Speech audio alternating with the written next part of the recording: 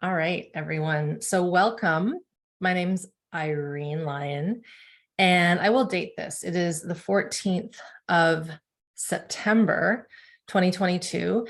And I am today going to talk about a topic that is near and dear to my heart. It's become more near and dear over the last couple of years. The title technically is why biohacks don't work for nervous system healing, or we could say for healing trauma, for restoring regulation to the nervous system. And I'm going to break down what biohacks mean to me, and I'll throw out some examples throughout the talk today. This is one of a series of Zooms that we're going to do starting today through till Monday. And just to give you a quick review, tomorrow, same time here on Zoom, same link, I'll be talking about what I call the connections between early childhood trauma, adversity, illness, and also anger and healthy aggression. So I'm going to blend in the connections between early adversity, later life, and by later life, I don't mean in our 80s, 90s, I mean once we're adults, even teenagers, the connection between early adversity, later life onset of illness, various kinds of chronic illnesses, mental illnesses as we would define them now, their connection with early adversity, and also the importance of restoring healthy aggression and life force energy to our entire body.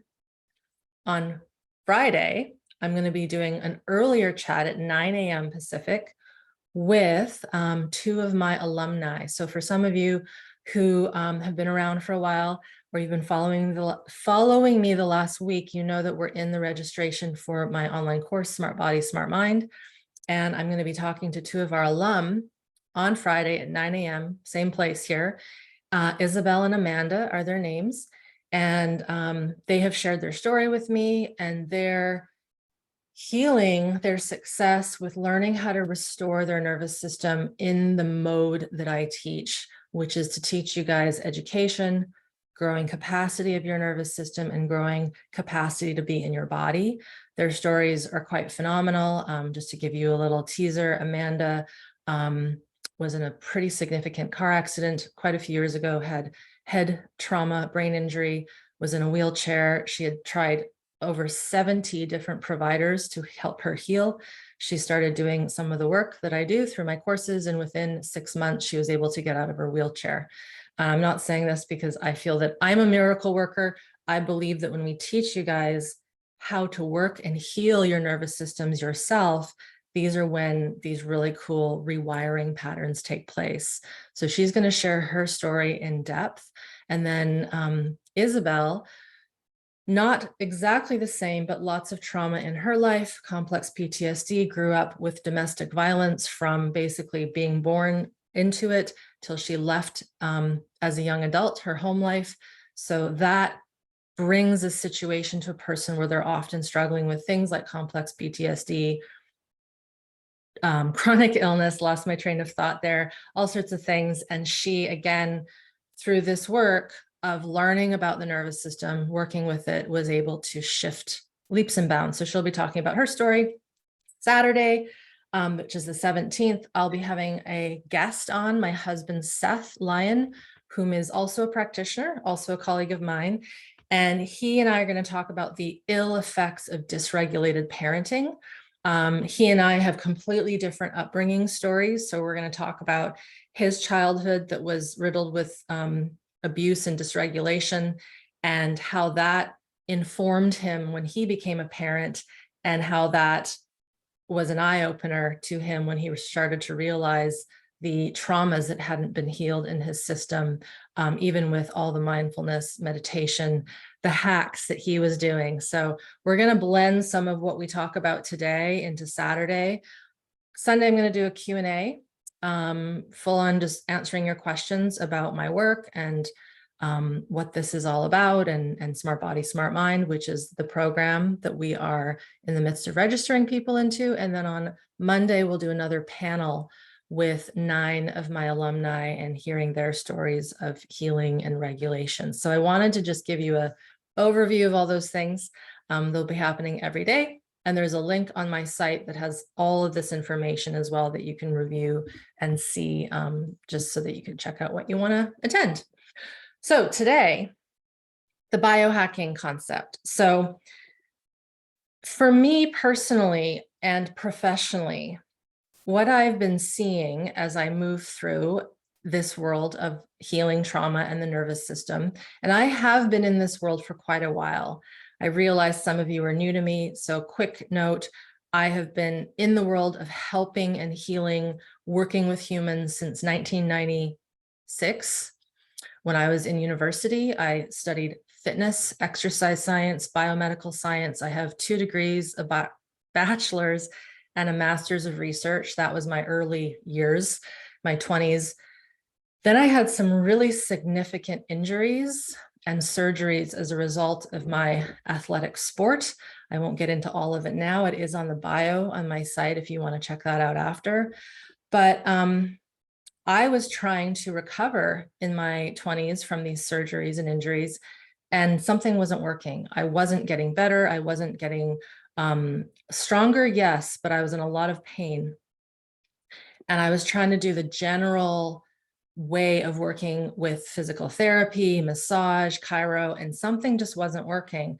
In many ways, you could say I was trying to hack my system then by directing specific areas of my body and working on specific areas of my body that were tight or in pain, when really what was happening was my entire organism was still stuck in a bit of a trauma response.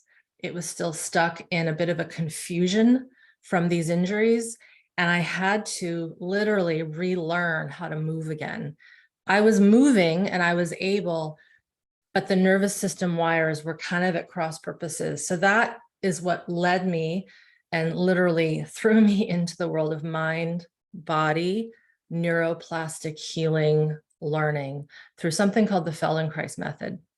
And then from there, started private practice and then realized we're missing another piece. The Feldenkrais work was not enough, although it is brilliant work and beautiful. And I bring it into all my work. The trauma piece came up. And some of you know of Peter Levine. Hopefully some of you have heard of him, somatic experiencing founder.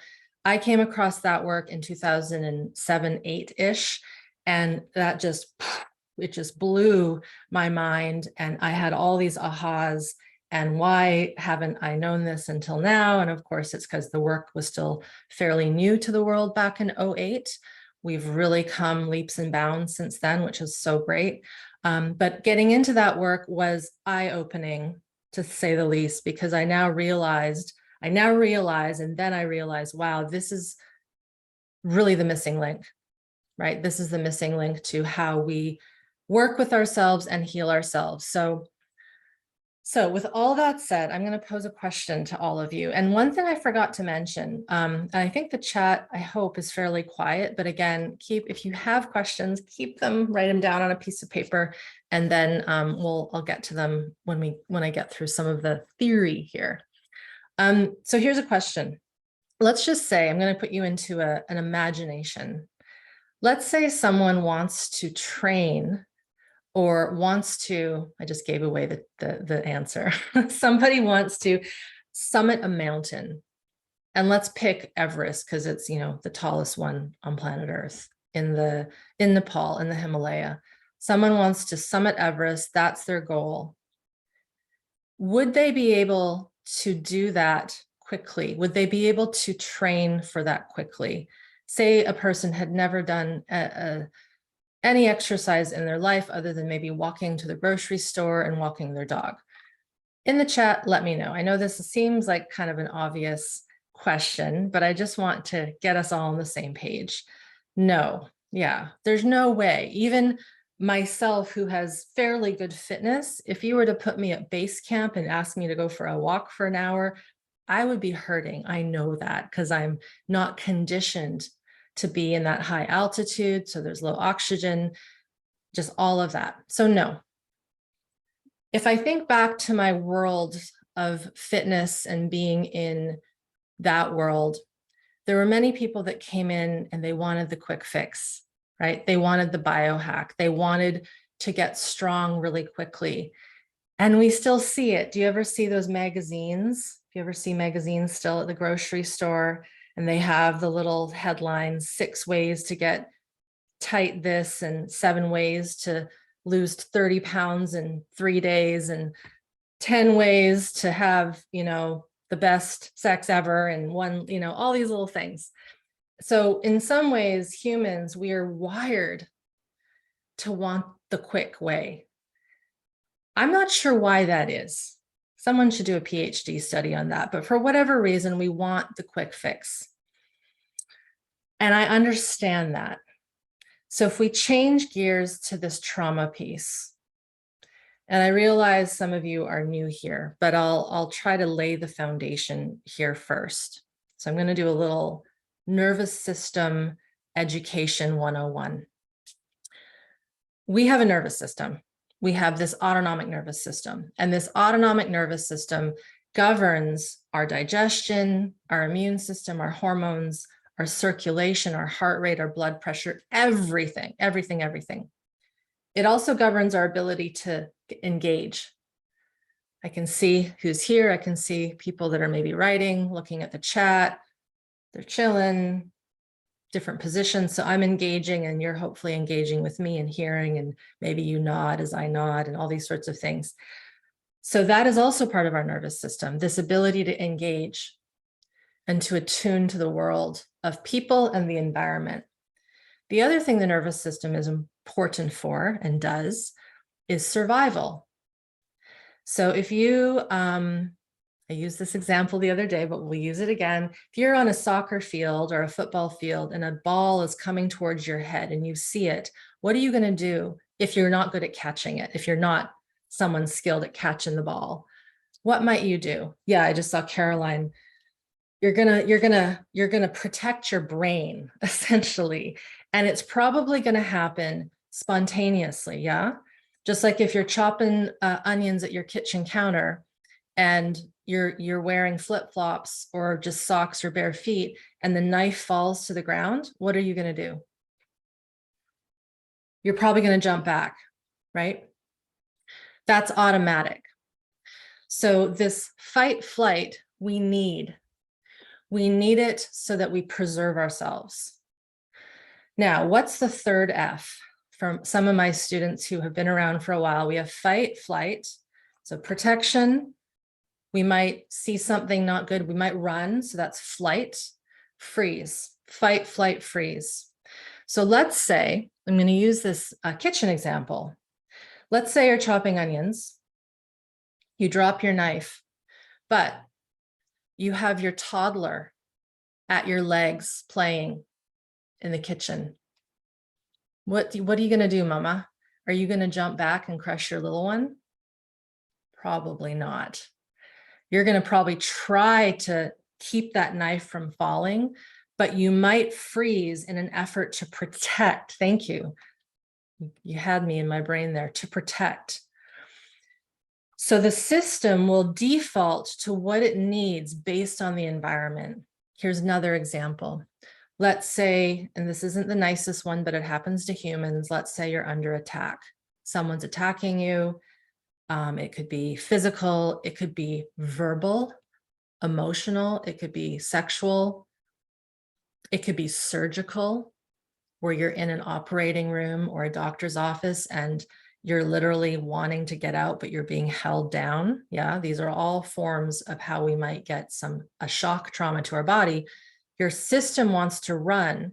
Your system might want to fight, flight, but if it can't break free, it's going to freeze. Your survival mechanism will protect you. So that's a quick way of me going into the nervous system. It governs our survival. It also governs our internal systems.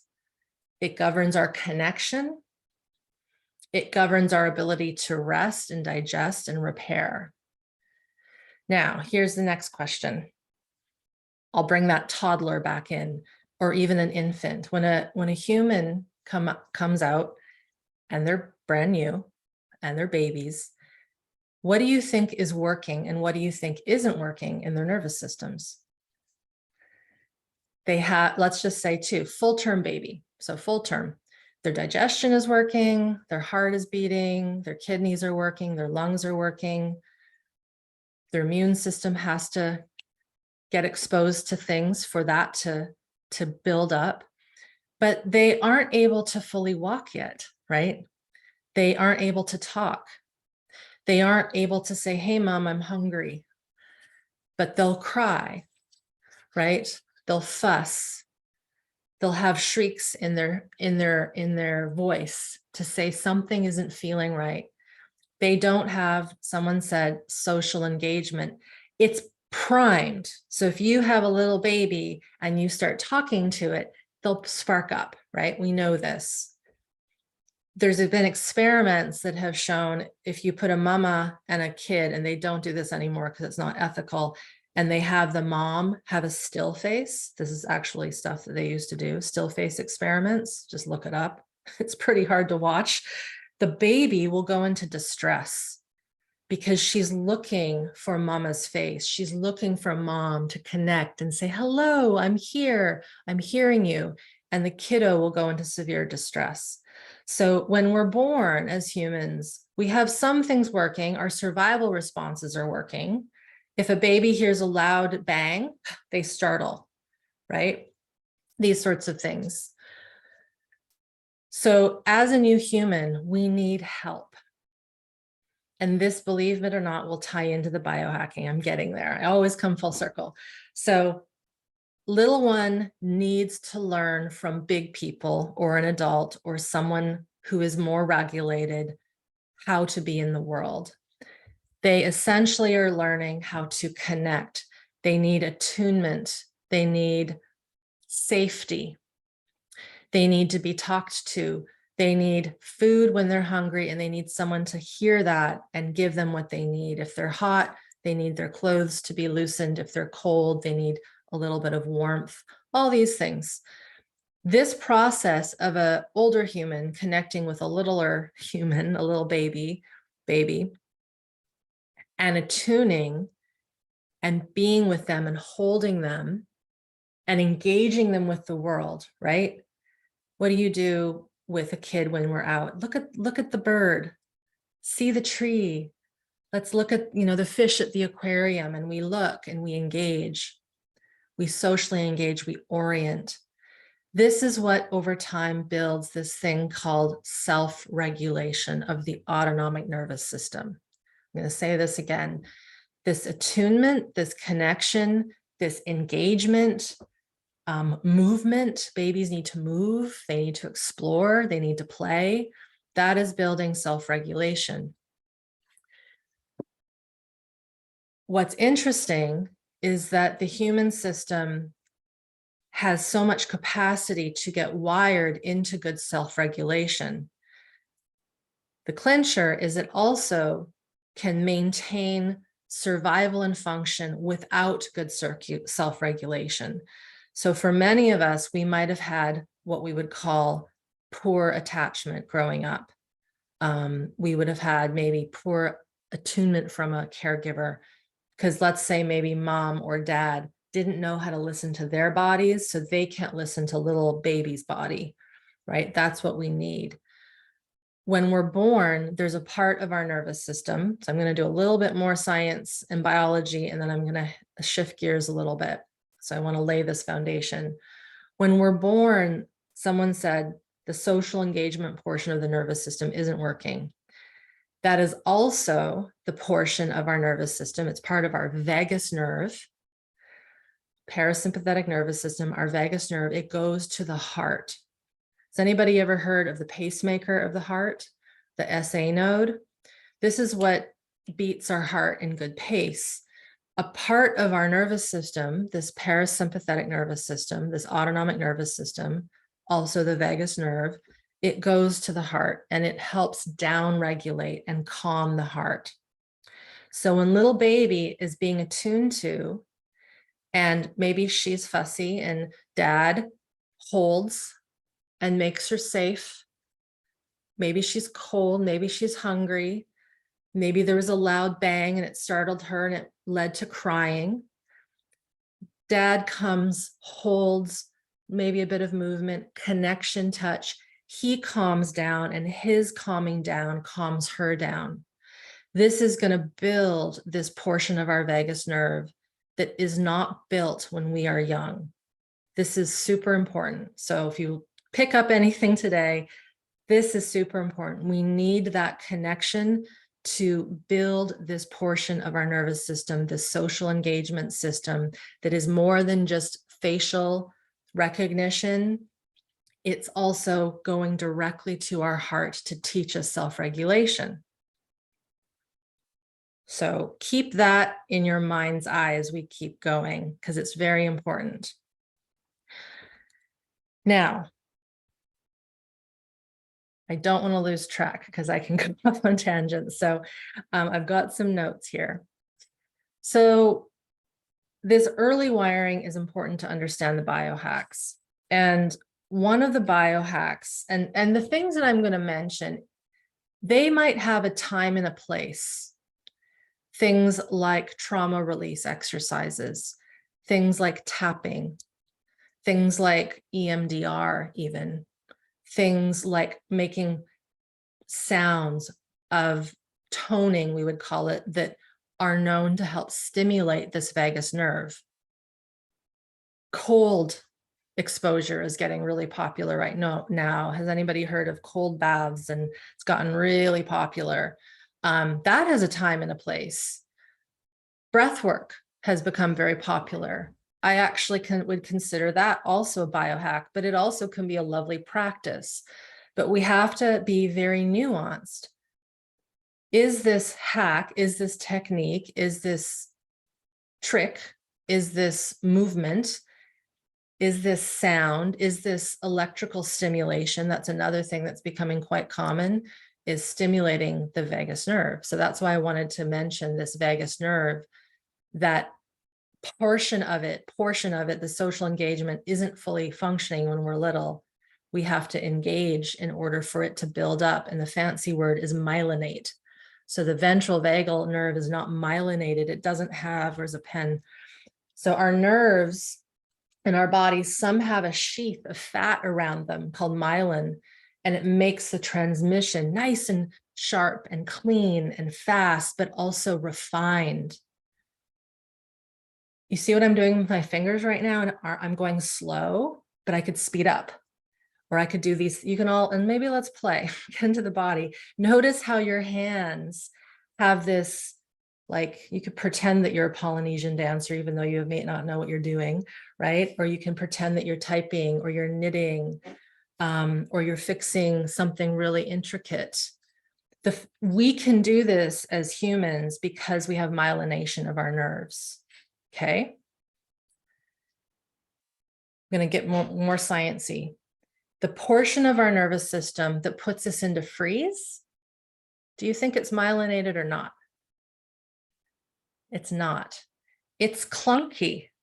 It needs us to go fast into shutdown. If we have an accident or a big trauma, we need it to go on fast and clunky and quick. And then this myelination of the vagus that goes to the heart and goes to the face, that is required for nuance. That's required for distinction and differentiation of our human capacities. So I wanted to bring that in because when we're talking about some of the hacks, some of them are stimulating the vagus nerve. The trouble with that is that the vagus nerve isn't the only thing in the human body, right? We have all these other things. And I'm thinking of who here has heard of Gabor Mate? He's got a new book out that's he's everywhere right now called The Myth of Normal. And I fully respect him. He actually literally lives down the street from where my parents live here in Vancouver. And so he's on it with so many things. And years ago, and don't ask me to find where he said this because it was just in passing on a lecture, he said, trying to study and cure cancer. So I'm taking a bit of a sideways analogy here, parallel. Trying to study and cure cancer by researching the cell, like one little cell, is like trying to solve a traffic jam, like on the road in a busy city, by studying the internal combustion engine. In other words, the gasoline-driven engine of our typical cars. You see what he's saying there? Yes, we know something's going wrong, maybe off in the cell, but the cell is not the only part of the human system. It's our experiences, it's our connection with the environment, it's our past capacities of can we self-regulate? And so this biohacking thing is interesting. So I'm going to read something because some of you have maybe heard of something called, let's say, trauma release exercises. This is the work of David Berceli, and I have full respect for him. And I know colleagues who use some of these practices in their existing somatic experiencing practices. So I'm going to just have a little sip here first. Take care of yourselves as we're learning. Move if you have to. I've learned I must drink lots of liquids so I do not cough. All right, so I'm going to read something. And this is a piece excerpted, taken out of one of Berceli's, I think it was an article that I found a while ago. And so he said this in reference to his work called TRE, Trauma Release Exercises. I was living in several countries in Africa and the Mideast that were experiencing war and political violence. I noticed a pattern among all of us that when we became anxious, frightened, or traumatized, our bodies would begin to shake from fear. The shaking had a predictable pattern. It had a beginning at the onset of violence, middle during the violence, and an end. The shaking would stop and the violence ceased and safety was restored. I recognized that the shaking was not a pathology of the fear response, as traditional medicine suggests, but rather it was a healthy mechanism of the nervous system trying to help the body reduce its fear, tension, and anxiety. I developed a method to artificially, I'm going to highlight that word there, artificially evoke this shaking response in a safe and controlled environment. This allows the individual to complete the shaking response long after the stressor is over and reduce the still existing excited charge of the nervous system. So this sounds nice, that we could elicit a stored survival response, this fight and flight. But in this context, we need to understand the context. This is in a part of the world, he mentioned Africa and the Middle East, where historically, traditionally, little people and upbringing is very much in connection. It's in community. There is good social engagement. There is this holding of the babies when they're young. There is less medicalization of birth, we would call it, where kiddos are put separate away from their mothers. They're together with their moms. They're learning self-regulation from the get-go. Now, I understand there's always going to be exceptions where this might not happen. But having been in countries, my mother is from the Philippines, so I've spent a lot of time in the little villages in the barrio of the Philippines. You never see a baby cry. You never hear a baby cry. If they're fussy or they're hurt, they might, but babies tend to be very easygoing in these countries. There's even a book, I think, called Why African Babies Don't Cry. I'm paraphrasing this. But there's been research. People have gone in and looked at the differences between babies in what we would call our Western industrialized world, where things are very medical and very sterile, versus in countries where there's just a little more ease and a little more connection. And so the reason I say that, in this instance of war and immediate release of trauma, yes, it makes sense that we might be able to shake out a trauma response in that moment. This is shock trauma that David is talking about here in this example. And the immediate release is happening.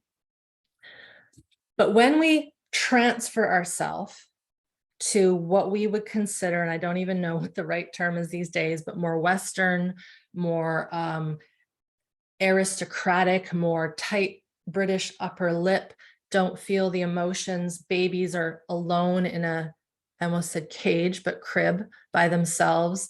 They are left to cry themselves to sleep, which causes dysregulation.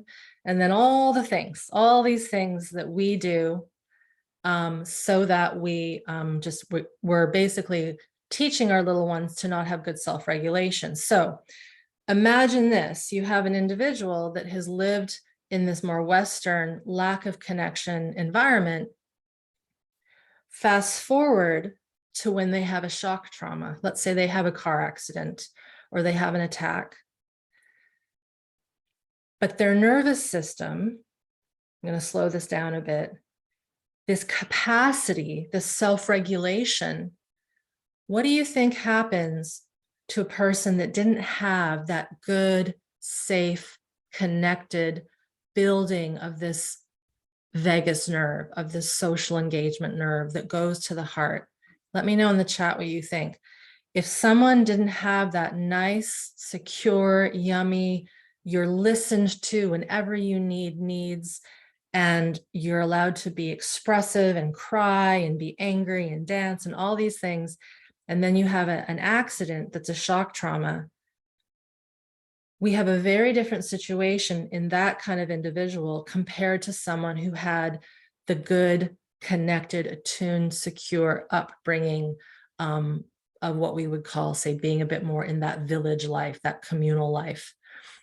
So someone said here, re-traumatization, dysregulated and anxious, nervous system disability, spaced out, freeze. So so a few things can happen. So what often occurs is a person has this shock trauma, and then they're said, or they are told by, say, a doctor, you should go do some of these trauma release exercises, or maybe go do some EMDR, which is moving with the eyes and shifting things in the brain. Or maybe I've heard meditation is really good. Maybe some meditation will help, or maybe this, or maybe that. And with all good intention, let's just say the physician has heard through the research that these practices can be good for releasing trauma. So said person goes to a class or goes to a therapist, again, all good intention, and they start to do this, what we would call technique or hack or individual type of exercise to try to poke the system to release the sympathetic fight flight energy. But little do they know, I'm going to use my cup of water here, got this glass of water. Often the person and often the practitioner doesn't realize that this person's system is full of survival stress. And this person's system isn't able to properly self-regulate because it never learned from the beginning. You are then taking this already dysregulated system who has had a shock trauma, so they're already extra frazzled, and you're basically asking them to release something that their system doesn't know how to compute. But what sometimes happens is the person tries to be the good student or the good patient or the good client. Has anybody ever done this? When they've gone to someone's like me, they go to the class or the person and they don't want to disappoint the therapist or the teacher. And so they override the fact that they want to run out of that office. They can't feel. They've gone numb and they don't realize it. They're dissociating. Or the dentist. Yes. And then you have a situation where a person is in greater dysregulation, greater chaos. And I'm going to give an example because I got this story just a little while ago. Someone had tried some of these exercises on a YouTube video. So they knew, they're like, yep, I have dysregulation. Yep, check. I know I had early trauma. Yep, I knew I didn't get good self-regulation. And so they're learning about the importance of doing somatic work. And so for whatever reason, they found some, we would call them vagal toning exercises on YouTube, where you're doing various deep sounds with your breath, with your larynx, with your pharynx, you're making sound.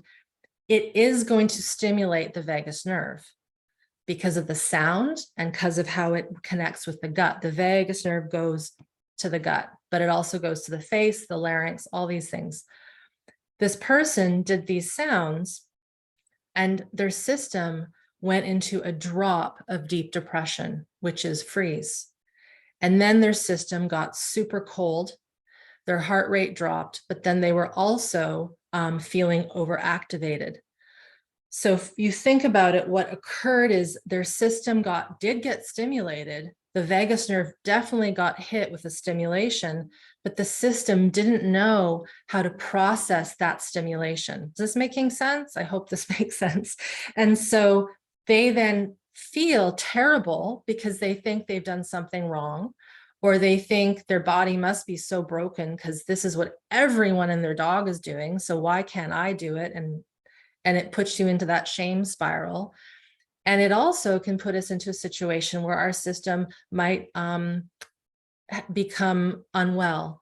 And this is what we also sometimes see when someone's system has this stored survival stress. I'm again using my cup here. They do something because they really want to get better, and they've heard that this might work. And let's just say they have been in a history of some form of autoimmune illness or chronic pain. And what can occur is when you do too much and you try to hack the system, you can have more symptoms come up. Flares can happen. Things that have been in remission will come out. So it's really important to understand why we don't want to try to hack the system. We want to work with it, and I'll speak to this in a second, at learning how to restore base level regulation through connecting with the body in a much more gentle way, and learning how to reconnect with the environment through what we would call exploratory orienting. These are just two little elements to my work: reconnecting with the body, connecting with the somatic internal environment first, without trying to force it to do anything. What we're wanting to do is we're wanting to mimic what didn't occur and what we wanted to have occurred when we were little. Now, I don't love the concept we're reparenting, and I don't love the concept of inner child work so much, because those are a little elusive. But what I do like and what I've seen works is we're reteaching the system, you, the person, how to care for yourself in the way that maybe you weren't cared for, by attuning to your body, learning how to touch and connect with your body in the way that, again, we want all babies to be touched with care, security, connection. We also want to teach you, the adult, how to connect with the environment and how to listen to your stress responses. So I'm going to give you an example. For those that have heard this example, pretend you're hearing it for the very first time ever, okay? It's my stubbing your toe example. So if you've ever stubbed your toe, or you've hit, I don't know why we call it the funny bone, the elbow on something, it hurts, right? Let's all be honest, it really hurts. In that moment, as simple as that is an entry to work with stored trauma.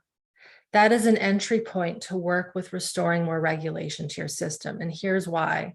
How many, and actually, I'll get some chats in here. Let me have a little more to sip here. How many of you have done something like that and you ignore it? You just keep running through your home, doing your things, or you trip on the sidewalk and you're so bloody embarrassed that you pretend it didn't happen and you keep walking, but you're walking with a limp, and then you're not paying attention, and then you drop your purse, and then you run into someone and you're disoriented, right? I know we've all done that because I've done that too, right? But in that moment, that is if you learn anything from today, this is it. The next time something like that occurs, your job is to pause, to feel your body connected with the ground, connect with the sensation. Maybe it's pain. Maybe it's an emotion of anger towards who put that coffee table there when you know that it was there all along. Maybe it is tears because you're so frustrated that you didn't see it. Maybe it's shame. Maybe it reminds you of something else that hurt like that. But what you'll feel is if you really tune in, your heart rate's going to spike a little bit. You might get redness to the area. That's an immune response, right? You don't have to see it, but these things are happening. Your breath, what do you think your breath might do? It might hold. And you notice that it does that. You don't change it because you want the system to experience the survival response. But then you, as the adult who has the higher brain and the cognition, because you've now learned this with Irene on September 14th, 2022, you go, oh, this is that thing she said. And I'm going to stand here. And of course, granted, it's safe to do so, right? I'm going to stand here or sit here, or I'm going to lay down, and I'm going to let my body do what it needs so that it comes down from the stress response. I'm using this with my fingers here. You've had a survival response. You're going to feel it. You're going to feel it. There's going to be maybe whatever, maybe it's really subtle. And then you come down. And then when you feel that coming down, you look around. Okay, on with my day. As small as that may seem, that is reteaching your system how to be attuned to the physiology inside. And one of the key hallmarks of healing from the cluster of, and I'd be interested to know, there's probably many here who are in the midst of wanting to heal from some forms of chronic illness, chronic fatigue, autoimmune, migraines. We would call these syndromes in the body, which we know are connected to stored survival, fight, flight, and freeze. In order to really enter in and work with these things, which are a result, we know through the research, early trauma and adversity that hasn't been healed, we have to work with something called the interoception. It's a fancy word for the perception of our internal environment.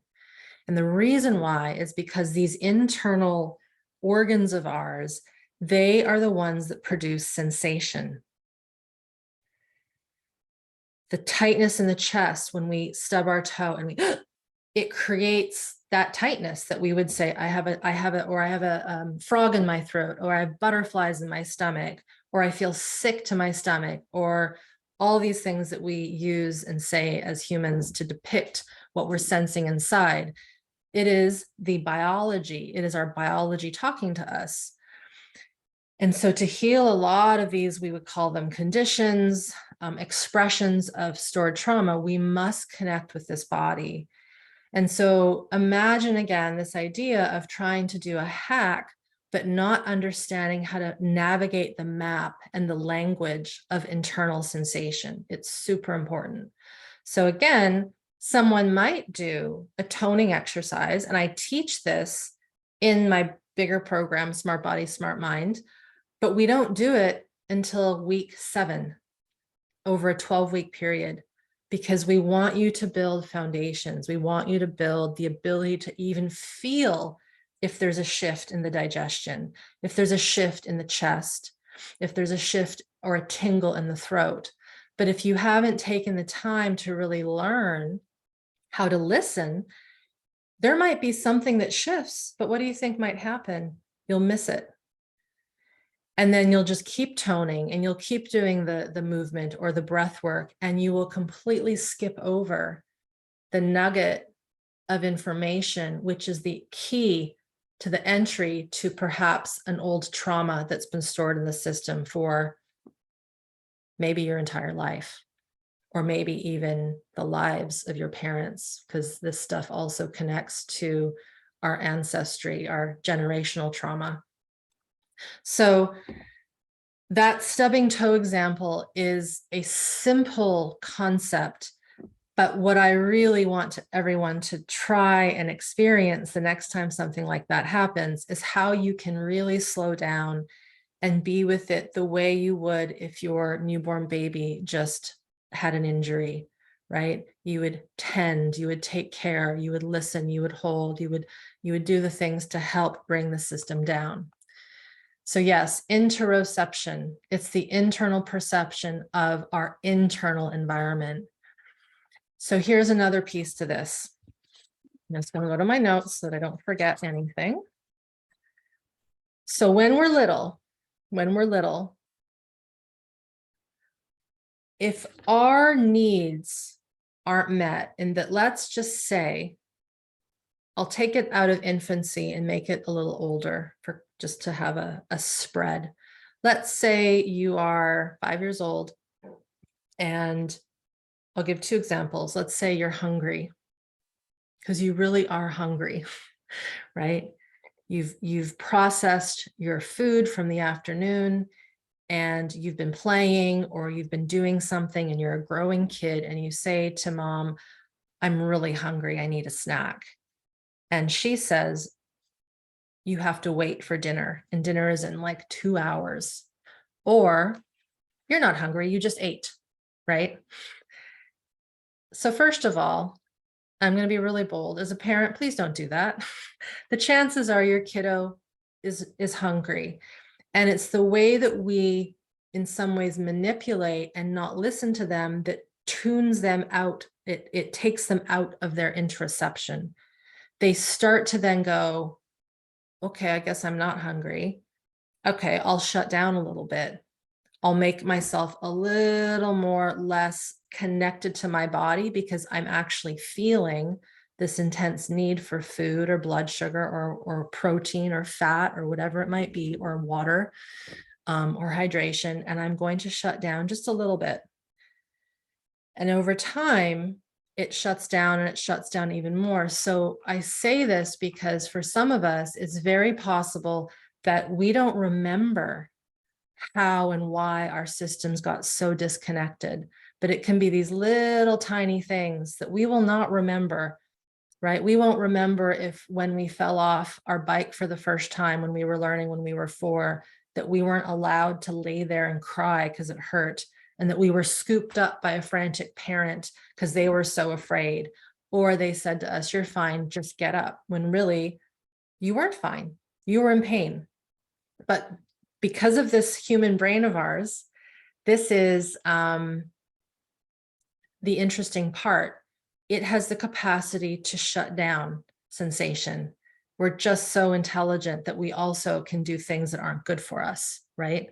And so another reason why we want to be careful about trying to hack and get a release of trauma or get an explosion of emotion or something like that is if we don't have this perception of our internal environment, it will be very difficult when you do that fancy technique to keep track of what's happening. And I would say 9 times out of 10, when I hear stories of folks who have had bad experiences with various techniques, even plant medicine is one that really can harm people, even therapy that isn't honoring the need for the person to take it slow and to move and all these things.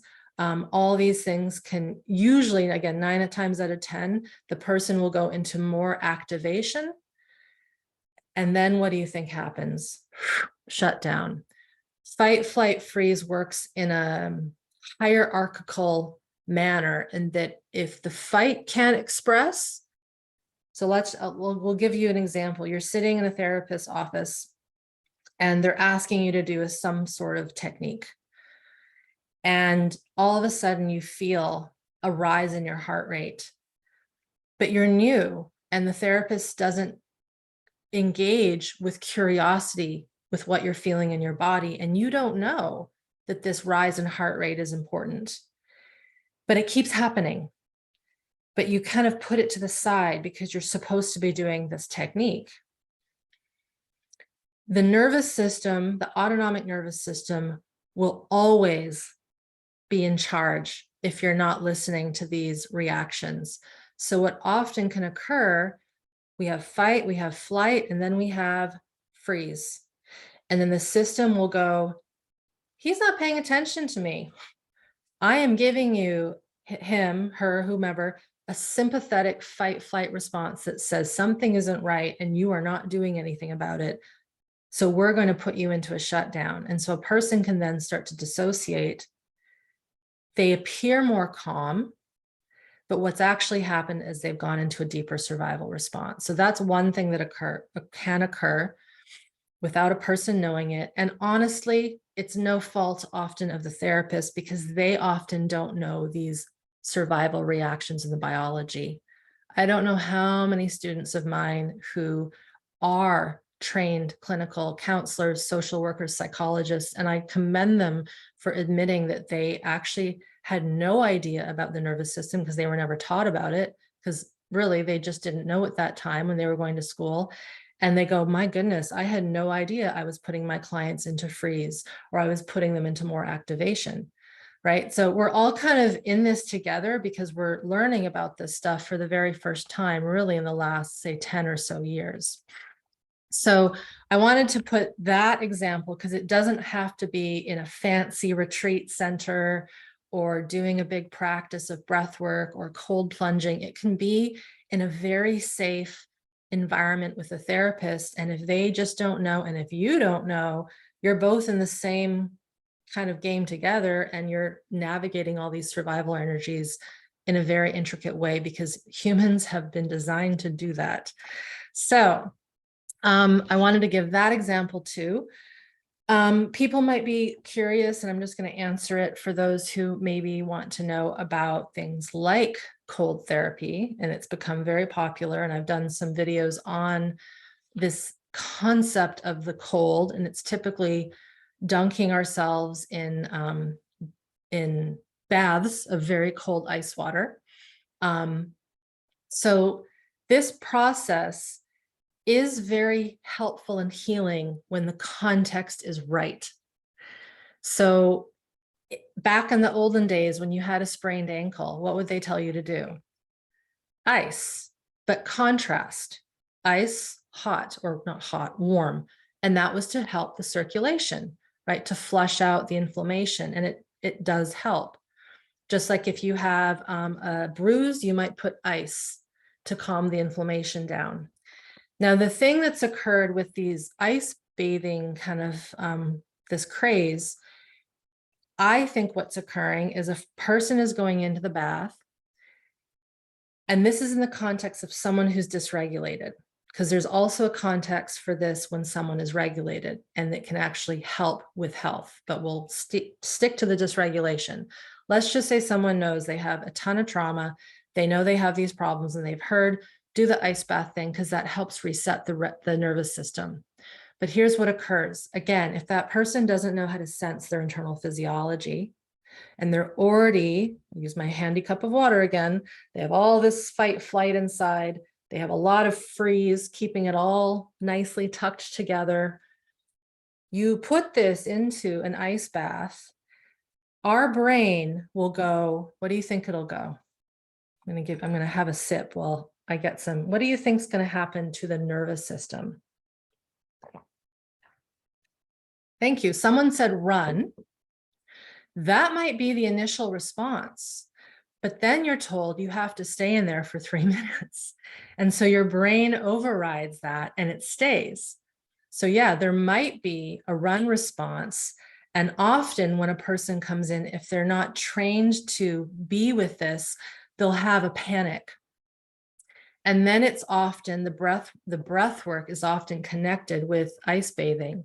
And so they'll bring that regulation, I say that with air quotes, in to help calm the system down. But what's occurring, again, in the context of someone who has severe dysregulation, they're managing their system's dysregulation. They're managing their system's dysregulation. Someone said, we're dying, shut down. So then there's this other thing that humans have called the dive reflex. It's what the big mammals and fishies in the ocean have that allows them to be deep in the water. You know how those deep water animals kind of survive without oxygen? Why do you think that is? It's because they're living in a their nervous system is designed to be in a more shut down state. They don't need a lot of oxygen.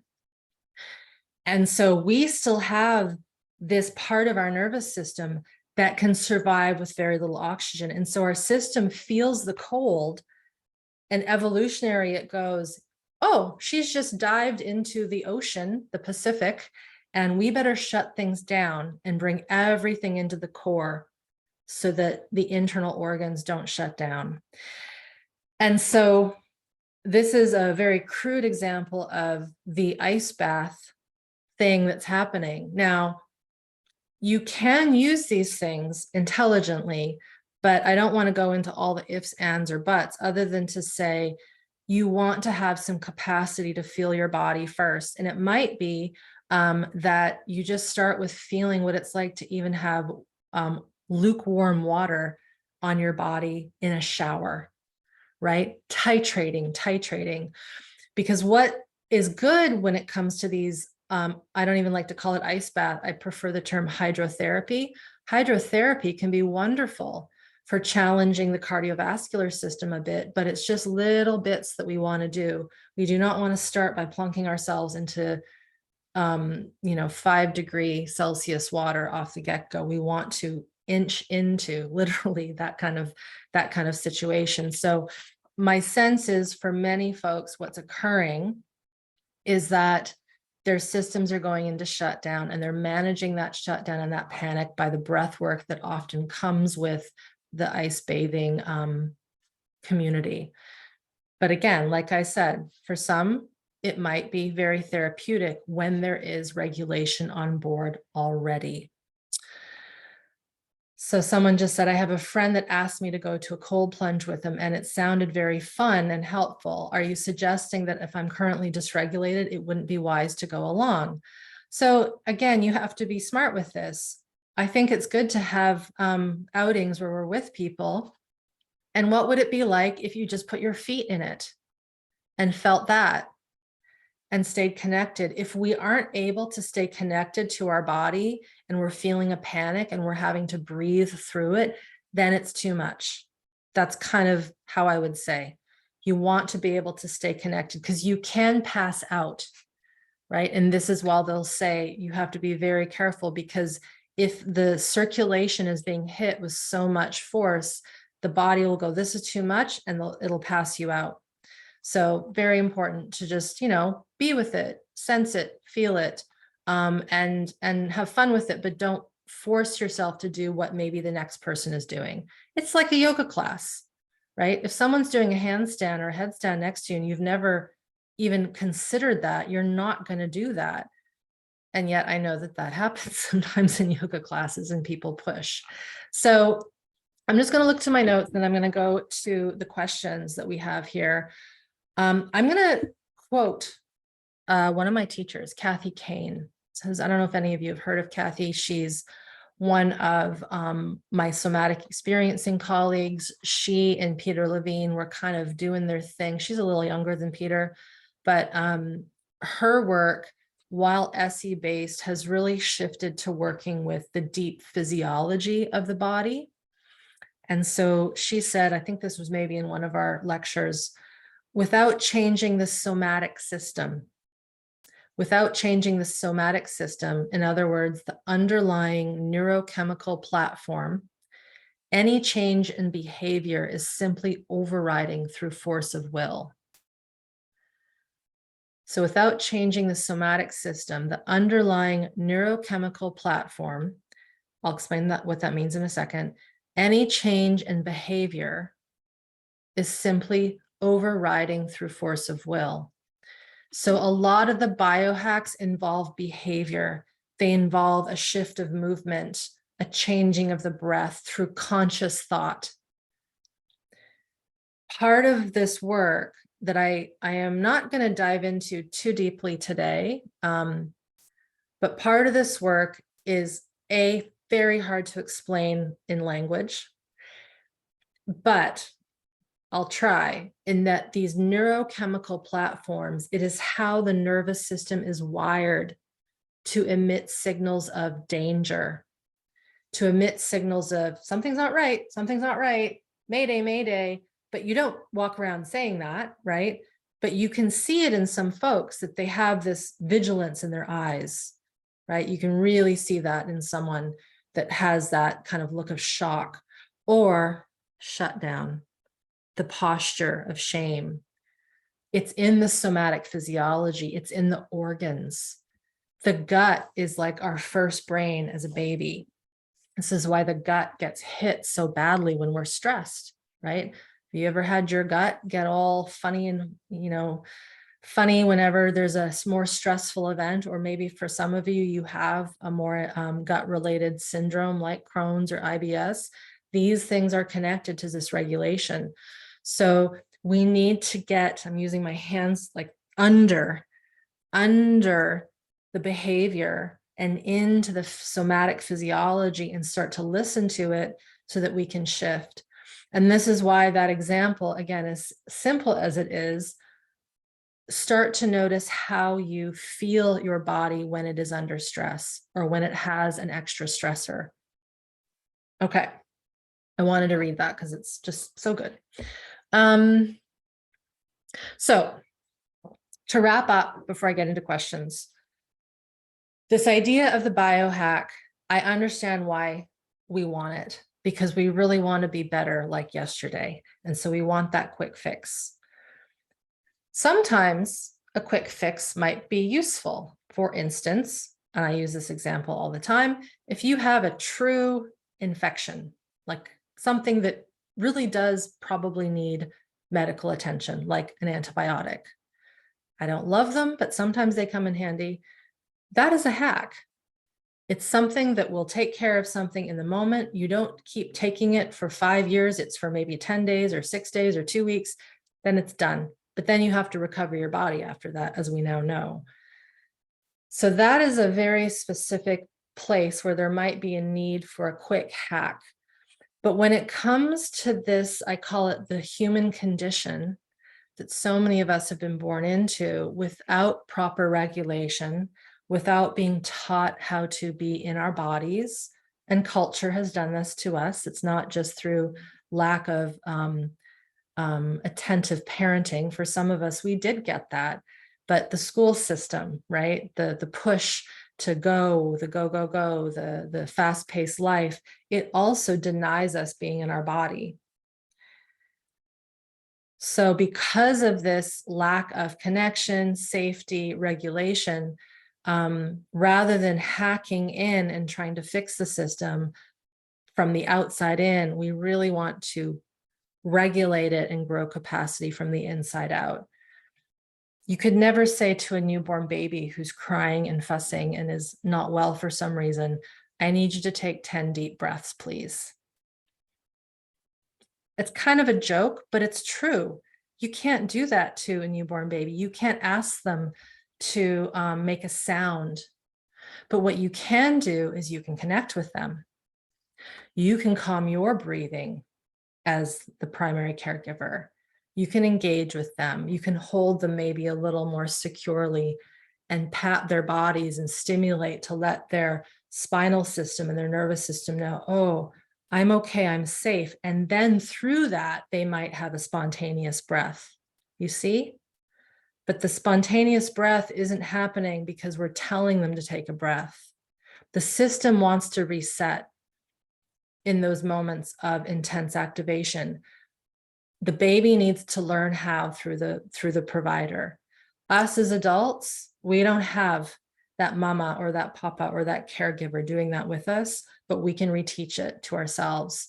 So that is the portion of lecture that I wanted to get to. I'm going to get to some questions here. And what I will say too If someone doesn't have yet the skill to be with their sensation and connect when they are feeling a stubbed toe in the pain, then by all means, take some deep breaths.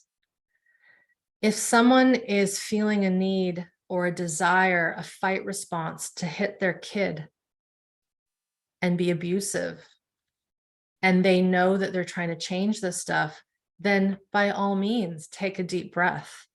Do something to come out of that response, right? So there's nuance here. Sometimes we might need to override and figure out how to be with our body with some of our techniques and tips and tricks and biohacks. But I'm looking bigger picture here so that we're not having to always do these hacks and these techniques to keep ourselves connected. So someone asked, I'm going to bring my screen over here. What if I already hacked and now I'm so overactivated? What do I do? So this is maybe something that many of you have experienced, and it comes down to, and this kind of brings into where I'll talk a bit about my curriculum that I teach. It comes down to the ABCs and the 1, 2, 3s of nervous system health and healing. So let's just say this happened. There might need to be a time period where what you're doing seems really basic and simple, but it's trying to reestablish some connection to the ground. So the sort of 4 basics that I teach in these contexts, like we are right here, right now, in this public call, one would be, can you sense the body against the thing that you're standing on or the chair that you're sitting on? So everyone can try that right now. Maybe you're already noticing that, or maybe you haven't felt that connection the past hour that I've been talking. It just came into your awareness. Oh yeah, this is my body against the ground. So again, when we get overactivated, we're losing ourselves from the present moment. We are in nervous system arousal. And one way to help tether us and bring us back to land our ship back onto planet here is to physically, and you might even say, I'm going to feel my feet on the ground. There they are. You might even need to look at them and move them a little bit. Movement sometimes is important so that you feel that sensory activation against the skin receptors.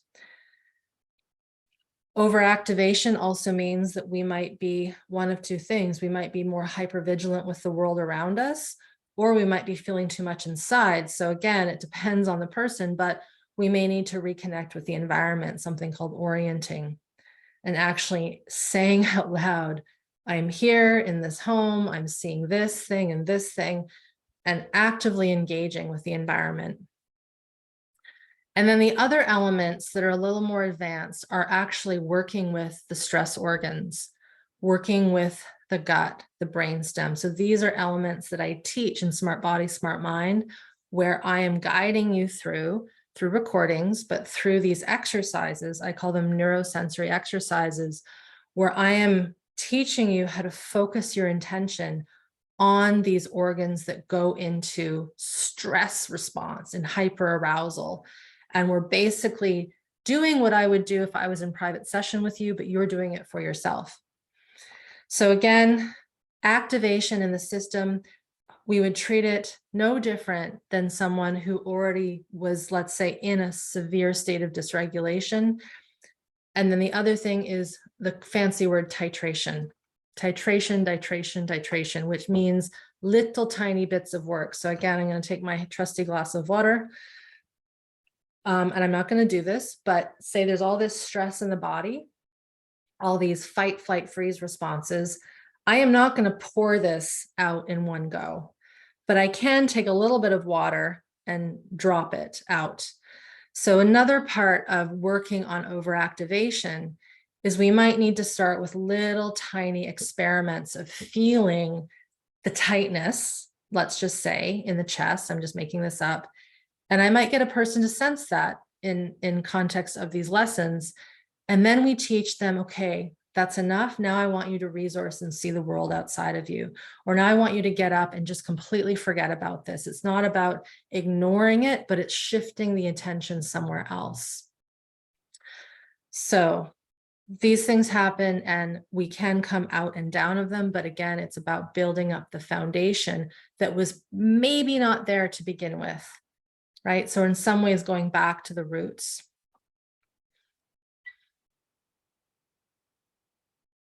How do we go? Next question. How do we go from tuning into that nugget of information of the change in the sensation to using it as a key to unlock a past trauma? Time. I'm going to read something, see if I can find it and see it without my reading glasses.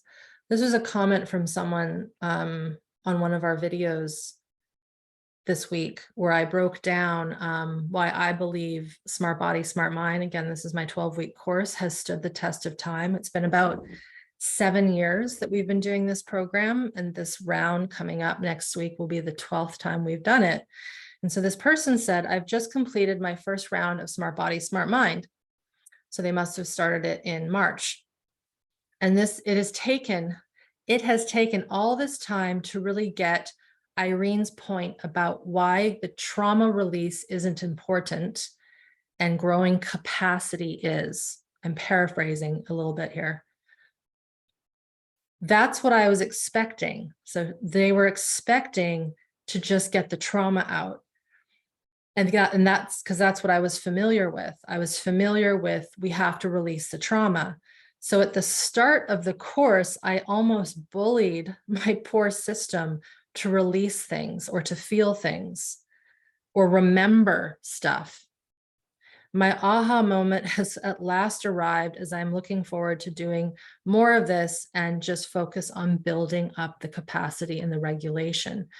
So oddly, and trust me when I say these past traumas, they will come out. But they'll only come out, and they'll come out organically and easily when we do build up this capacity to be in our body, to sense it, and to experience from this moment forward the stressors that we experience.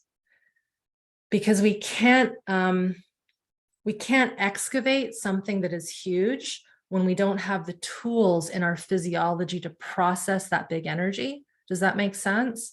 The system will not give you that big old trauma if it knows she can't even cry when she watches a commercial, right? The tears come and she suppresses them immediately. That's not good. There's no way we're going to be able to get this big thing out if the system isn't ready for it. Now, there's situations where some people might unlock a past trauma.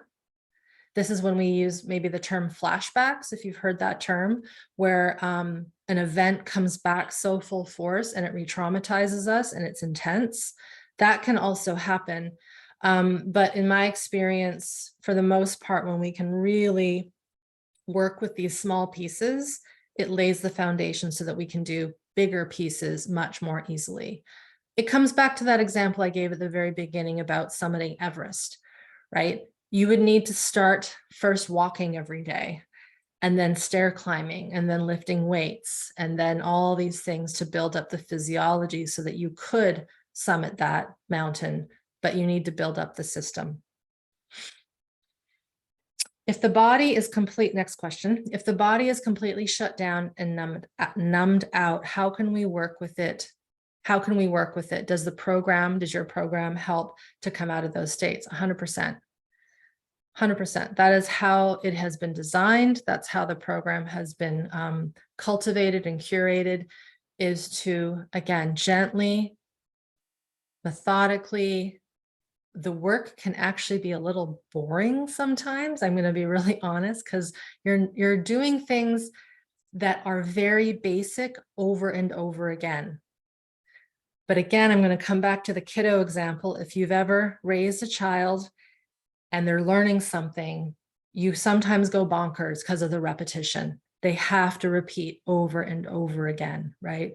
And you just have to stay present with that over and over again. So coming out of shutdown and out of freeze It takes time, but yes, it is exactly what we work with in the program.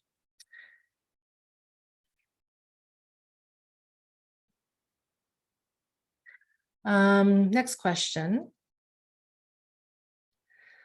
I'm not sure if I'm reading this right, but I'm going to say it out and I'm going to try to figure it out. So someone asked, in a regulated system, is it like stimulating rest and digest? So rest and digest is a portion of our parasympathetic nervous system. So I mentioned that vagus nerve. The vagus nerve is more than just freeze, and it's more than just social engagement. It's also what goes to our gut and all the organs below our diaphragm, essentially. And so when we have regulation, there is good balance between what we would call sympathetic nervous system physiology and parasympathetic nervous system physiology. And when we rest, when we're chilling, when we're sleeping, when we're reading a book, we want our system to go into the gear of rest digest so that we recoup and regenerate. But the problem that happens is if we are stuck in fight, flight all the time, and also parasympathetic vagus nervous system shutdown, if we're stuck in these fight, flight, freeze, the nervous system is being co-opted for survival. And so it will not rejuvenate and repair your cells at the gut level, the artery level, the muscular level, all these levels. And that's why when someone has had lots of early adversity, they can get sick because the system is not recovering, it's not repairing. This is where immune dysfunction comes in. This is where nerve degeneration comes in. It's this lack of this ability to really clean the cells and keep the cells healthy. Question. How do you know when you're regulated enough to release a major trauma? I have done it all backwards, but nothing was available at the time. Great question. As I mentioned in the question above, or the answer to the question above, it takes some trial and error, but what starts to happen as you start to get more capacity on board, as you start to really tune into your body in the present moment, less worried about the past stuff, that capacity builds and you start to have this sneaky sort of sixth sense, which actually comes from your gut, that goes, I think Irene's got this. I think it's time to have that dream about the thing that happened when I was 6 that was really, really terrifying. But you don't go to bed saying, okay, tonight well, you could, I guess, but usually you don't go to bed saying, I'm going to have that night terror tonight that is going to help me process this bad thing that happened to me when I was 6. The body will start to know. The body will start to know, okay, it's time. I can speak to this quite acutely because right now I'm moving through some very old, I believe it's old shock traumas to my pelvis from when I was a figure skater on ice and skier for like 20 years of my life. Never once when I fell on the ice, which was probably more than 1,000+ times, did I ever cry, feel sore, or get any body work done. You just suck it up and you keep going. So for whatever reason, the last 2 weeks, my body was like, okay, you're ready to feel this pain that you've never felt ever in your pelvis. And so that's moving through me. And yet I'm able to still be here and think and compute and be in capacity. So the interesting thing is as regulation builds,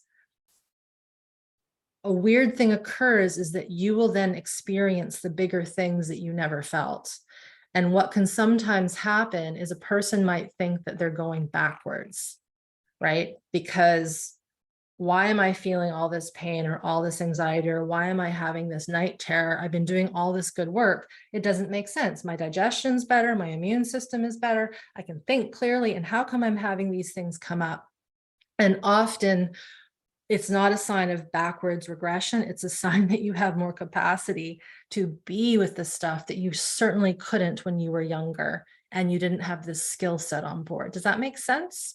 Because I have had folks who have been like, oh goodness, this must not be working because I'm feeling more. And the thing is you will feel more as you go through this work.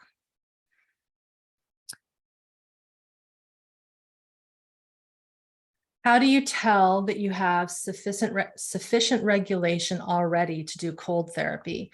I love sea swimming and I can manage more physical activity in the cold water. You really just have, it has to be trial and error. So if you come out of the water and you're like this, like shaking, it's too much. So when you're in the water, you want to be enjoying it. If you're in that water and you're like, all you can think about is getting out, then it's too much. My husband and I were at a lake in the BC interior this summer, Kootenay Lake, I think it was called. I don't know when I last was in something so cold. I didn't think it was going to be that cold. And it was literally dive in, get me the heck out of here, out. I wasn't going to be a hero. I'm like, if I stay in here for more than a minute, I might go into hypothermia. It was that cold because we hadn't had much of a summer. And we both looked at each other. But it comes down to feeling your body. If someone is functionally frozen, they might not feel that as cold, right? And so that's where you have to be careful. So feeling into it, titrating, being smart, experimenting, and then basically, if your system feels better for the rest of the day and your digestion is good, and then it's a sign that it's probably okay. But if something flips in your physiology and your digestion goes wonky, or you can't sleep that night or something like that, then chances are it's maybe too much.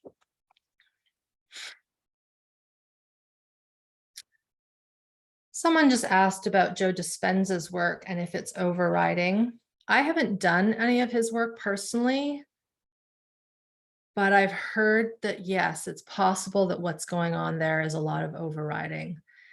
And what I've seen, and my husband and I have talked about this a little bit, is you will hear miraculous stories. And I have no doubt that in that moment of connection in that room, and there's all this group field, because we do know that energetically we can help someone heal with the power of intention. There's a lot of research, more research in that than in my line of work, that has shown that the power of intention, prayer, can really shift things, for example. So my hunch is that there is a field created in that energetic that is shifting a person's system to be able to walk again, to get rid of a pain, whatever it might be. My curiosity would be, what's happening with that person after? Have they built the foundation so that they can keep that massive shift in their physiology? Because a shift in the physiology is just a shift in the physiology. It doesn't necessarily mean that they've restored regulation to the entire rubric of their autonomic nervous system. And that's the part that I can't answer. It really depends on the person, I think. Question: how would it affect the baby's ability to self-regulate if the parents used putting the baby under the cold water to stop it from crying? That's not something I've ever heard before. How would it affect the baby? Okay. So if a baby is being put under cold water to stop it from crying, it's essentially being taught to go into a shutdown. They're being frightened with a massive state change of their physiology, and the system is going into survival mode. It's feeling the receptors on the skin, the blood in the veins the signal is very quick, especially in a baby. They're so sensitive. So the moment they feel that water, their autonomic system is going, mayday, mayday, we need to shut down. And of course, they're going to stop crying. It reminds me of, what time are we at? I'll go a little bit longer, you guys. There was a video that went quite viral a little while ago of a gentleman oming to his baby that was crying, that om sound that you would do in yoga. And there's nothing wrong with that sound, but it frustrated me because if you really looked at that baby, you could see the baby's eyes went into a bit of shock, and then she stopped crying. And so he was congratulated and everyone was like, what a hero, because he just figured out how to stop his baby crying. but there was no connection. There was no, it was forcing a sound onto her. She's feeling it. It's frightening her little system. And so she stopped crying, right? So again, that's a great example of a hack. Yes, it hacked her system to shut down, but it's not teaching her how to feel connection, how to be with another human and feel safe. In that moment, she's feeling unsafe by this big baritone sound. So yeah, that was hard to see when I saw that. Question. So as a therapist, we probably wouldn't hug or comfort them. Would the main thing be then to suggest to clients is to gain more awareness about their body and sensations? Partially, yeah. So there's nothing wrong, in my opinion, and I know some lines of psychology are actually not allowed to touch your patient due to regulations, but touch can be useful if it's very intentional. I used touch when I was in private practice, but it was intentional. It wasn't so much to soothe them, but to bring attention to their own body. And then I would ask questions about what they sense. But I also know that in some therapeutic situations, there can be a codependency that's built, and that person isn't learning how to self-soothe on their own. So it really depends on the context. Question, is it possible to be too dysregulated to do the SPSM program? Yeah, it is. So I'll speak quite frankly to that. Because it is self-directed, it's not one-on-one therapy. We're not doing group calls where we're talking and I'm guiding you through things. It's self-study, it's adult learning. You do need to be able to show up a little bit and do the work self-directed, self-initiated. We do have a forum in our site where you can ask questions of my team, and they're all trained in somatic experiencing. All of them are trained in Kathy Kane's work, and many of them are trained in the Feldenkrais method or some form of somatic movement therapy. So we have great support, and they're not there to be there with you every single moment. I'll be very honest there. They're there to help you understand the lessons and what you might be feeling in them. And so, yeah, we have had people who realize when they get into the work, I think I need someone one-on-one. There's just too much chaos and dysregulation. That being said, we've also had people who have come in with severe dysregulation and complex PTSD, and they do okay. So it depends on your learning style. It depends on really your gut. You got to go with your gut impulse with this. And also, we do have, it's more formality, but we do have a refund policy. So after the first 4 weeks, if you're like, this isn't working for me, I can see that the program is useful for many people, but it's just not right for me, maybe at this moment, then we'll refund you your money. There's no need to continue if it's not helping you.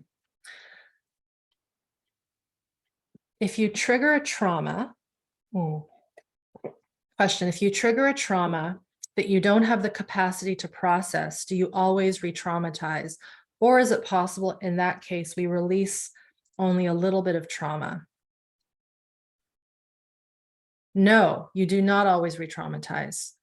Re-traumatization typically happens when our capacity isn't big enough to feel and sense and be with maybe the memory, the thoughts of what's coming up and out.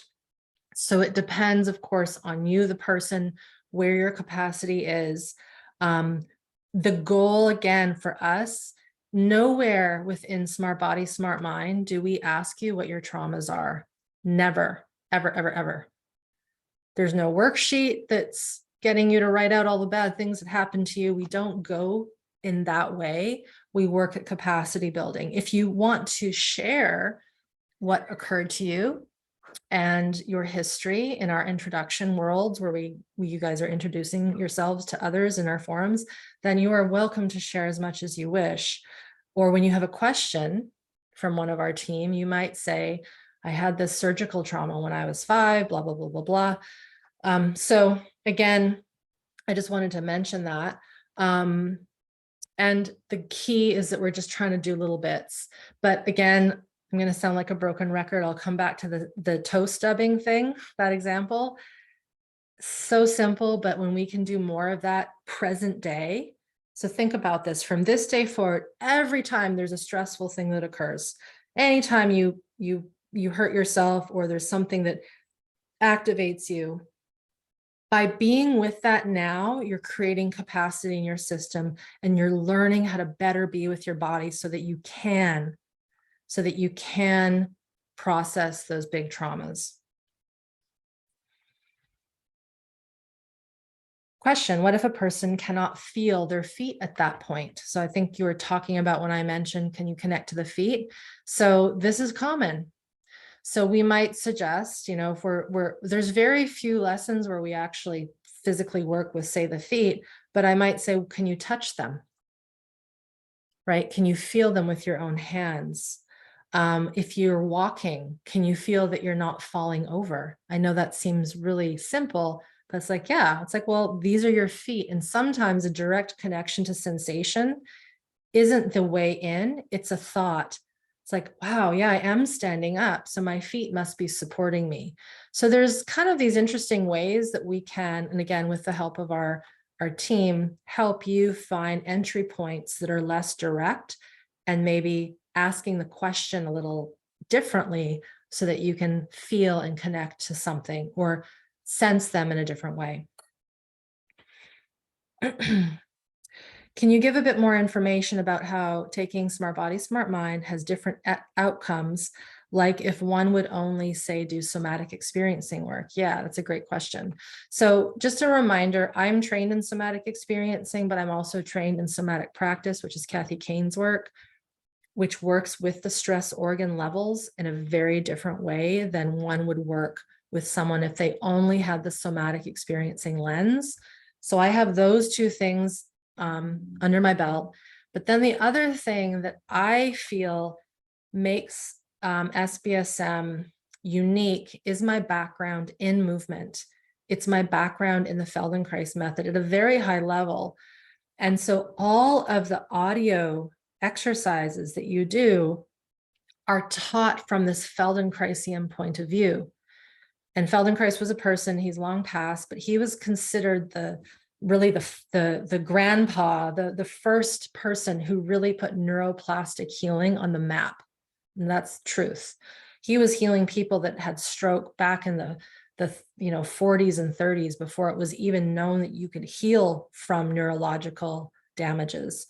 So the difference is that we're not just teaching you how to track sensation and maybe sense activation. We're engaging you to use your body and learn how to also move your body and be with your body in a very intentional and very aware manner.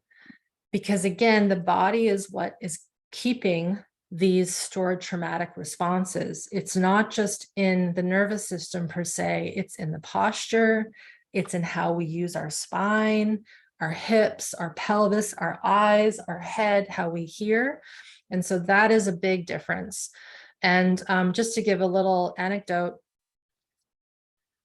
more than half of my moderators who are the professionals who help me with this program, I didn't find them, they found me because they went and did Smart Body, Smart Mind, as well as also having been SE practitioners because they were curious. Because remember, I started this back in 2013, 14, the first renditions of what is now SBSM. And what they found was that they actually, and some of the newer SE practitioners, they actually understood SE better by going through Smart Body, Smart Mind. And I'm not saying that to just give myself props. It was true because in the SE training, there is no time to teach the practitioners in training how to be in their body. Cat's out of the bag. There's no time. There is no training to teach the practitioners how to be in their body.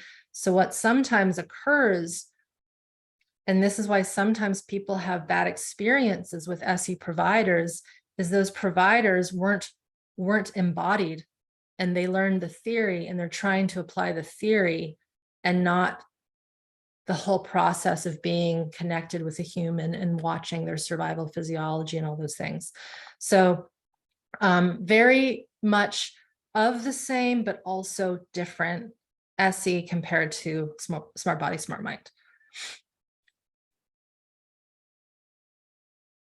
Just reading through your questions here, you guys.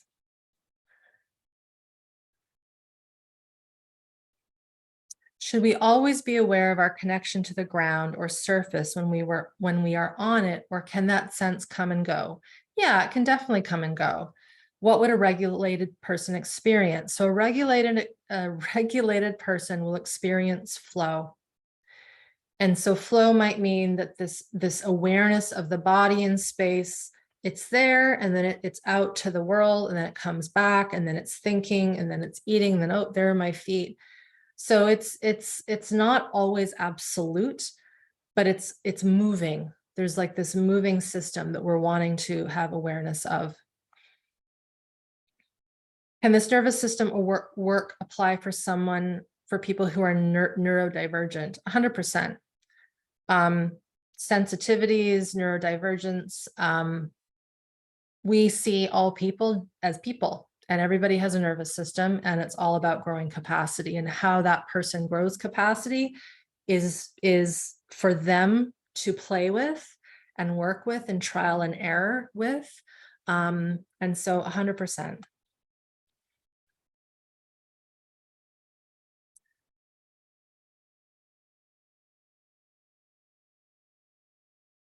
Someone had a question about hypnosis. I'm not very well versed in the powers of hypnosis, other than to say I know that it can be very powerful, because it is going more into that subconscious part of the brain. Someone asked, I've noticed my capacity to process stuff is much bigger and healing has lasted. That's wonderful. So in the case of, again, this is where you have to trial and error.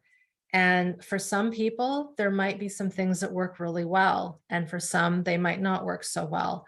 So is hypnosis a biohack? Personally, I don't, my gut doesn't believe that it is, because it's a much bigger process than just trying to apply a technique, because you, the person going under hypnosis, is having to really be engaged and involved. I also know that there's some people out there that can't be hypnotized. And I think that is fascinating. I think that might be a sign of some form of dysregulation and freeze, where that person's like, no one's coming into my mind, right? I want to stay alert and have no surprises. Okay.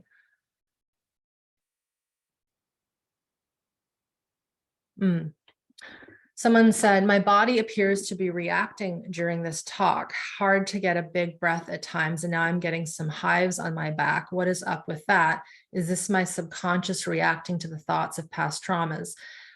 This happens. So this information, while it's education, and my embodiment of this education, has a weird way of moving into people's systems quite easily. And so because of our higher brain, and because we have the capacity to process words and language, and then it comes into our system. So it can be very probable sometimes that you'll feel a reaction. And so my sense is what is happening is your system, your autonomic nervous system, is going into an activation. And so I would actually say, if you're still here, to be with that, but to maybe pause this recording. It's not a recording now, but to pause and to move away and to resource yourself in a way that can bring you back to the current moment, and feel. Can you sense what's happening with this immune response on your back, which is what hives are?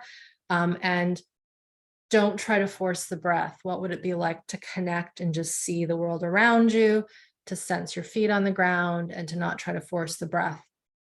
But yes, this is very, very common.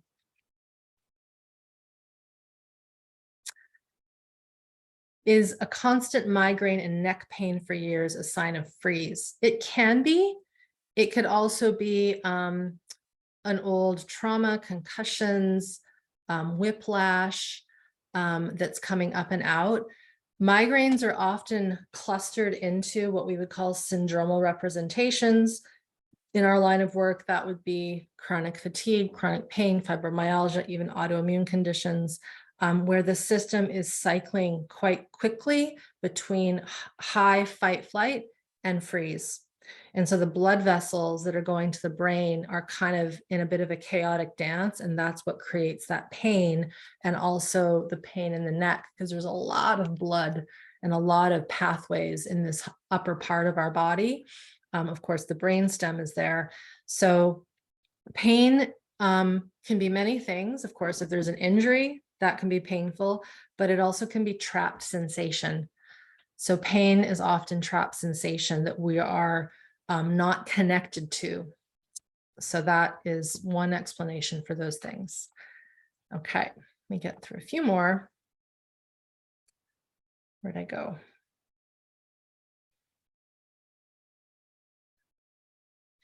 To stick on the biohacking topic, is microdosing a new trend as a quick fix? So this is the practice of taking small amounts of, say, psilocybin, DMT. I'm losing track of some of the other things. Ayahuasca. A lot of these plant medicines are getting hot and popular.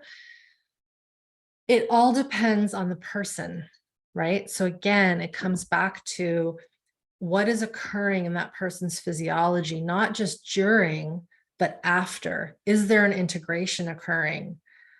So again, I am seeing that it is being used as a quick fix because, again, people want to get on the other side quickly. But I also know that some of the, and microdosing is different than, say, like a 10-day ayahuasca retreat in the jungle. But I do know through the grapevine, because I know a lot of people in these worlds, that sometimes these things don't go very well. And they often, not often, but there's been many cases where suicide occurs in these retreats because the system was so small in capacity. And then you offer it this intelligent plant medicine that is of the earth. The earth doesn't know that the humans here on earth are dysregulated. See that? The medicine that's growing out of the earth is very pure and very potent. And it doesn't know the difference between dysregulation and non-dysregulation. So if someone is taking something, even if it's a microdose, and if they're not ready for what they're going to feel, it can be really intense. So for some people, there have been instances, and I know people who have had amazing responses, but all the people that I know who have had amazing responses had already done a lot of pre-work, a lot of foundational work. They knew how to stay tethered in their body and stay in the present moment. Okay. You've spoken a lot about functional freeze, and I was wondering how this work might look different for someone who has more hyperarousal and fight flight. It's still very similar. So again, when we go into this work, we're not asking you to classify yourselves. I'm this, I'm that. We actually all go through the same curriculum. And it's designed in a very strategic way so that it builds over time. And that's why we have our moderators there to help answer questions. Because for some of us, learning how to orient and see the world around us, whether you're in functional freeze or hyperarousal, it might be so lovely to be brought into the environment and see it.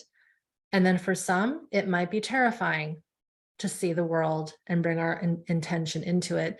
And whether that happens in someone who's functionally frozen or hyper aroused, we really don't know. Someone who's hyper aroused might not want to see the environment, but someone who's hyper aroused might actually realize they've never even seen the environment. And so you see there's all these little distinctions here that you will learn and find as you go through the work. What do you think about I like this one. What do you think about the law of attraction, manifestation, and positive thinking, etc.? Yeah, whatever happened to all those things? You notice how the law of attraction work and that has kind of left the building a little bit in the healing worlds, like it's still there. So the interesting thing about this stuff is that it does work, but it tends to, from my experience, not stick very well when we aren't connected to our body, because our body, our organs, it's connected to our capacity to put out that information to the world. And the more solid we are, the better we are at manifesting, the better we are at staying on track with things, the better we are at attracting things that we want. Whereas when we're dysregulated and making these affirmations, the signal isn't as clean, if that makes sense. It is a little wonky. And it could be that maybe what we're asking for isn't even accurate because it's being done through a state of dysregulation. That makes sense? As opposed to a state of, this is really what my body wants, not so much, this is what I think I want. So there's an interesting thing that occurs when more regulation gets on board. People really start to find that their lives shift in positive ways without them having to think about it. And that's kind of what's cool.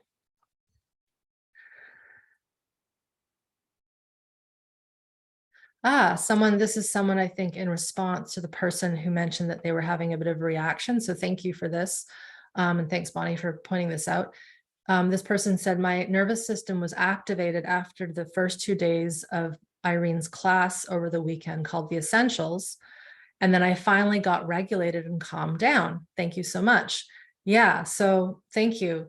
Sometimes our activation response has to pop up because, again, my glass is getting less liquid in it, but if there's lots of stuff in here, we got to take it out. And when we take it out and we start to feel what's in there, it's going to feel a little messy, right? And so that's the part of this work. It's not just about calming down. It's about feeling the activation and the survival responses that have been stuck in us for so long. And that can be a little disorienting when it first starts to occur. How is the Alexander technique similar to somatic experiencing? It isn't. They're very, very two different technologies. Alexander is more of a technique. It's more postural, whereas SE, in its truest sense, in the way Peter teaches it and the way he would work with someone, is honest to God more shamanic than a technique or a method.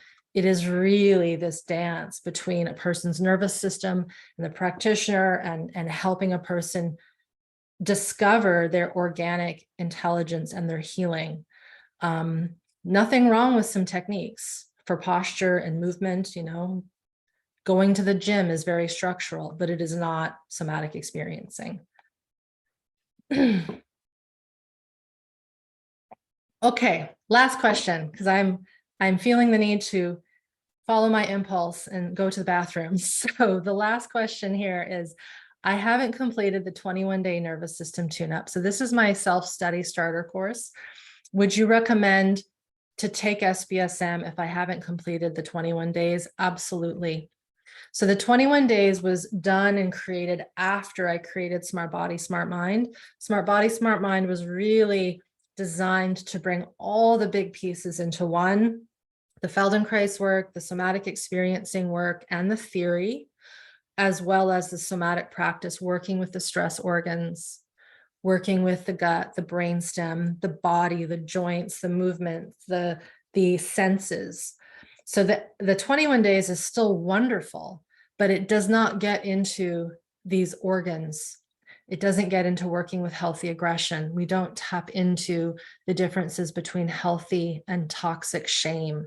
There's just a lot more robustness and more volume to the lessons because we have more time. And then often what our SBSM students do is when they want to break a little bit and they want to come back to some basics, they'll go back to the 21 days and they'll review it. So as someone who joins Smart Body, Smart Mind, you also get the 21 days as part of the curriculum for SBSM. So that's a little perk there. So I hope all of you who are still here, and of course, those listening to the recording, thanks for hanging out, have learned at least one thing, hopefully 4 or 5 things. And if you've been feeling a little activated, just be with it. See if you can Be with the activation and not be afraid of the activation. That's one of the biggest things, is how can we be with our fear and not be afraid of it? Because fear is very important, but we weren't taught, right? We weren't taught how to be with it. On this topic of biohacking, I hope I've shed some light onto why I don't love it for this stuff, especially when we have been dysregulated and we know we didn't get that good, yummy, safe nurturing when we were little ones, and super common, right? So it's just part of the human collective, is so many of us didn't get that. So you're not alone if you didn't get that.